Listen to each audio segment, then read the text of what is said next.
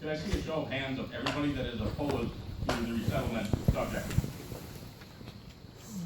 Thank you very much. I think that is a pretty resounding statement right there. So thank you for showing up and showing us that. I'm not opposed. I'm not opposed. I'm not opposed.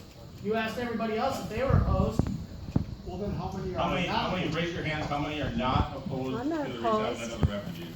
We have, Yeah. maybe half a dozen, 10 of them. What about the rest of us then? You can open it for them. Yeah, I'm here representing at Thank least you. 5 or You 10 just other raise your people. hands, that's an equal opportunity. Shut up. That's unfortunately the situation we were placed in by the issue being brought up this late in the game. If it was brought up a couple months ago when it could have been, then we would have had the opportunity for public hearing to where we should have properly had this type of a public hearing where we could have had everybody speak, but that's not the way it shook out on this. Well, then you guys can act on this without a public hearing, no comments at all then, right? That is what'll end up happening. How is that possible? Why not postpone it to another meeting then?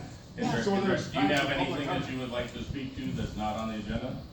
Taxation without Well, I had some representation. good comments about this agenda, which That's freedom of liberty. Why do you guys get to choose over us?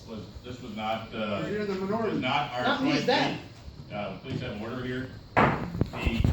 This was not our choice. We found out about, the rest of the board members found out about this issue being added at the end of the week, just like you guys did. And because of the timeline involved, it was chosen to be added to the agenda to address it. And Who was Well, responsible that- for postponing it? let's get to that as soon as we get through the rest of our meeting here, please. So, thank you. Anybody that has anything that is not on the agenda that would like to step forward? well, like I said, remember, how the hell can you act on something? You don't hear from nobody. We've heard from a lot of people, a lot of constituents have contacted all of us, and we have heard, and I know I personally have contacted and gotten back to a lot of people, have answered the phone for the last 2 days constantly, emails, voicemails, text messages, Facebook, I put a post out on Facebook. That's not a public hearing. And so that's as good as we could get on this particular issue. Will you be voting on behalf of your constituents? Yeah.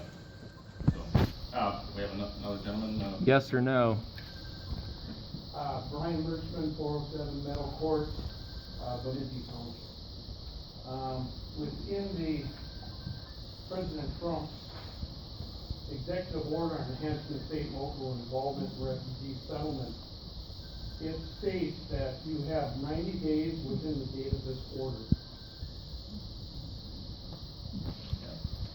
Brian, and technically, I think this is on the agenda, so we're, I just want to point it out that Yeah. it states that you have 90 days to. I addressed that as well, and I was told that it was 90 days for the department to come up with a plan, and that apparently was still able to be moved forward. I thought that might be a moot point at this point as well, because the letter, what do you call it, the executive order was done on September 26th, and so 90 days from there would have already expired.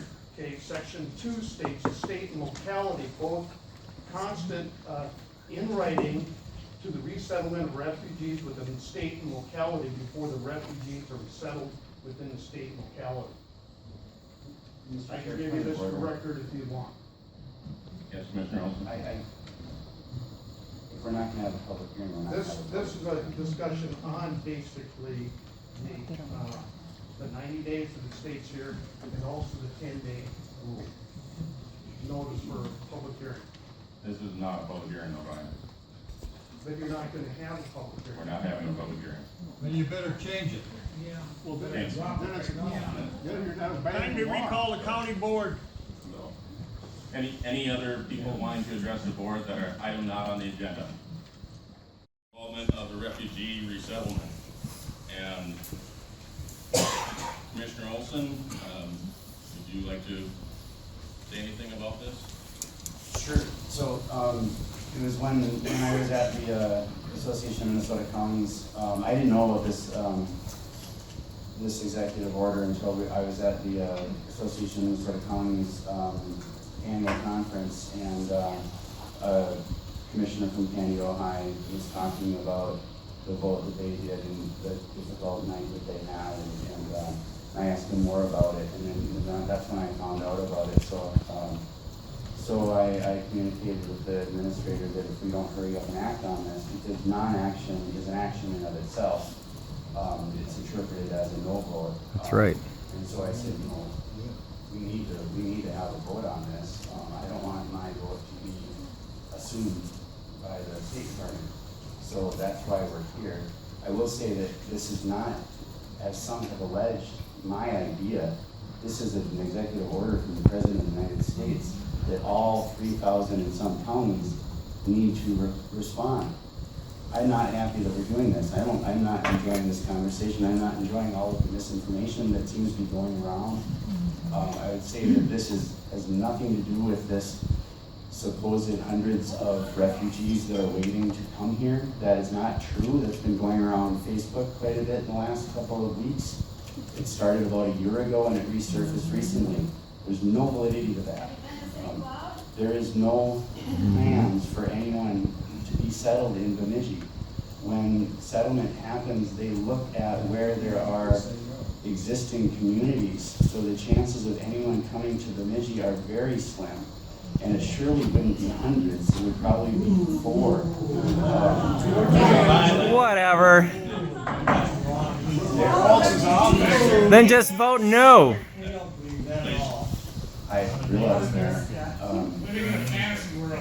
there are 18,000 refugees that will be allowed into the U.S. this year. 18,000. That is the lowest amount that has ever been allowed in since we've had a cap in American history.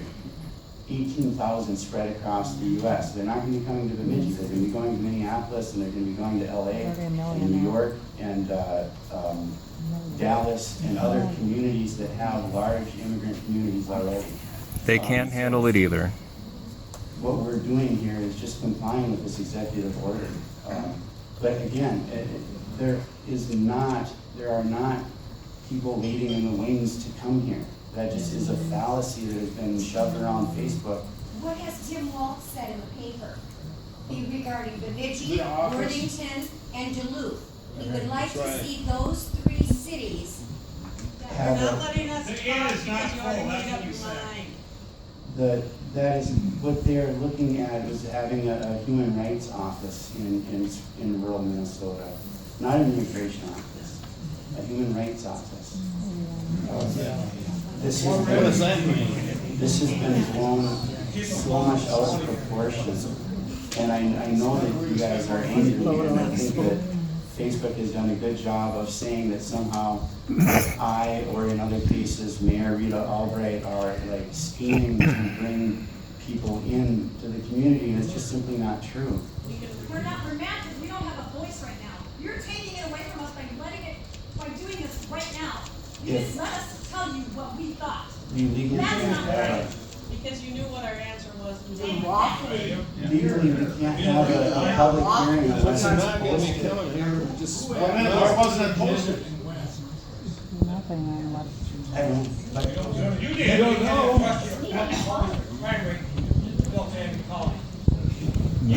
Please get this order in our boardroom here, please. so I guess in closing, I'll just say that there are not people waiting to come to Bemidji. There are not hundreds or thousands of refugees waiting to come to Bemidji. My question to you is this. Thank you, Commissioner. Yeah. You checked with Wilmer? Did you have something you wanted to add? I know The microphone. Okay, now can you hear me? Yeah. Okay, I have appreciated the efforts of many of you calling me, texting, and informing me your feelings. I'm administrating, we do this for the whole county. It's not just in our area that we're elected from. And with that said, I would make a motion that we do not follow through with this particular edict, and that we just, my motion is that we say no to this. Thank you.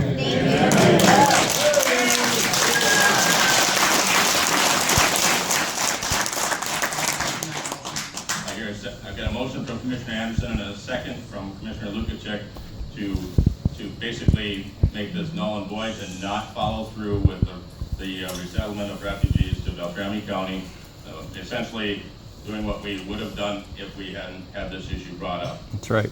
by Commissioner Olson. No. Again, Mr. Chair, I did not bring this issue up. The President of the United States did with an executive order. We are we were doing not our planning. job by responding to his Olson. executive order. This would not have been on today's agenda had you not brought it to the administrator, therefore you brought this issue up.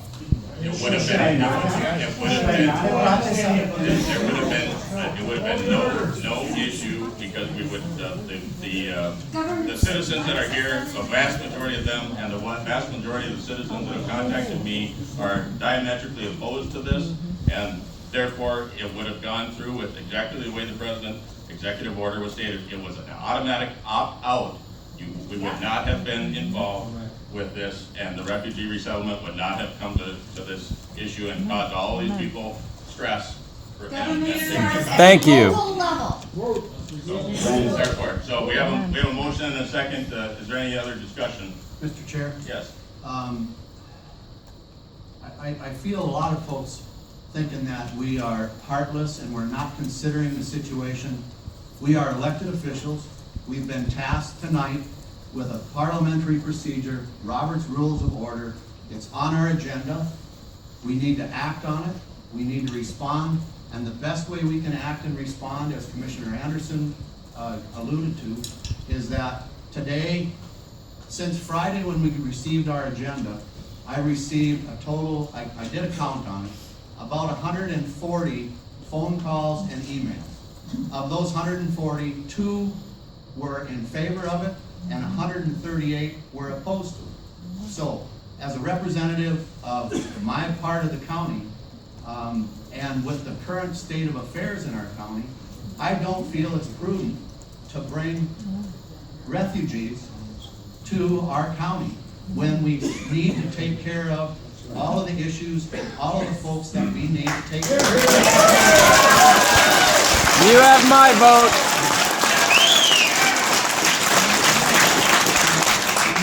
You lost my vote. You gained a lot more.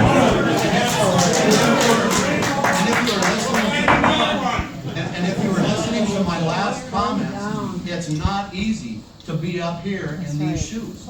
And if you don't state your name and you don't state how you feel, it's easy not to lose a vote. But I, for one, will make a statement, and everybody here now knows where I stand on this issue. Thank you. And it's not based on some emotional response to the topic. It's based on a financial responsibility to my constituents and to my county.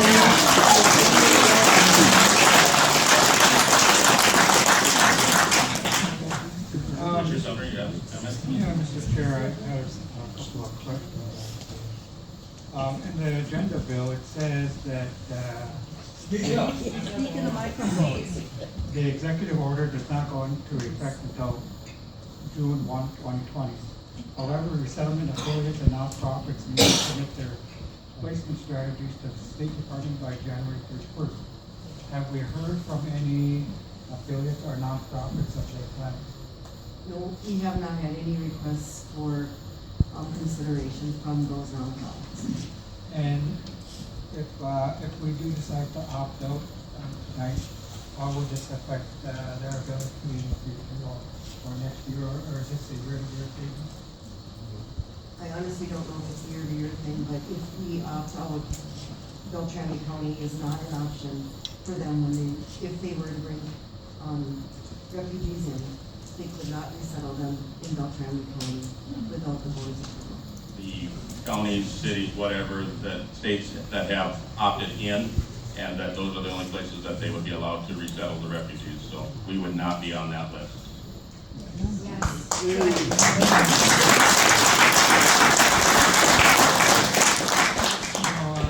Mr. Chair, I believe that, if they're not a Native American from this area, we all have origin stories. And I think most of the people that live here today are resettlers. And, and I believe it's hard for me to say, It just seems un-American to say you're not welcome here. You know, and You can't afford to pay for it. Come legally. So, I mean, Everyone else. I've heard, you know, so much comments and calls and There. I apologize. Bless you, for not Roy. being able to answer all of them. But, Mr. Chair, I thank Mr. for bringing this up. I'd like to discuss this with Mr. Sumner a little bit. I'm Native American, lived here my entire life. Point of order, Mr. Chair. Yes. We do not have a public hearing. And this is, We're in discussion with the public. yeah, we have a motion and a second. This is a discussion for the board at this point. Thank you. We need to take care of our native people too. Yeah. This is not a race issue. This is, in my opinion, this is a financial issue. Correct.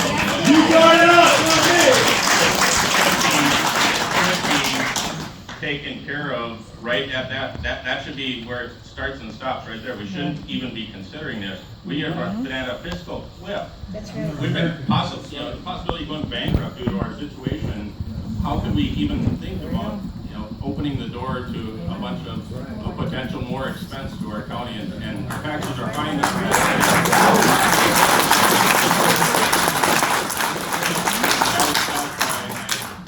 The responses that I have. Mr. Chair. Yes. It was reported in our work session this afternoon that our issue isn't a fiscal cliff, it's a rebuilding the reserve. We're out of the woods with our financial situation. Can't hear you. Sorry. Mr. Chair, Go ahead. Mr. Chair, if I can say something quick. I Answer that, Commissioner Olson. appreciate that. So I think that the motion is going to carry, and I guess we will be making history today because we will be the first county in the U.S., I believe, but for sure in Minnesota, that is going to say that we are not going to accept it.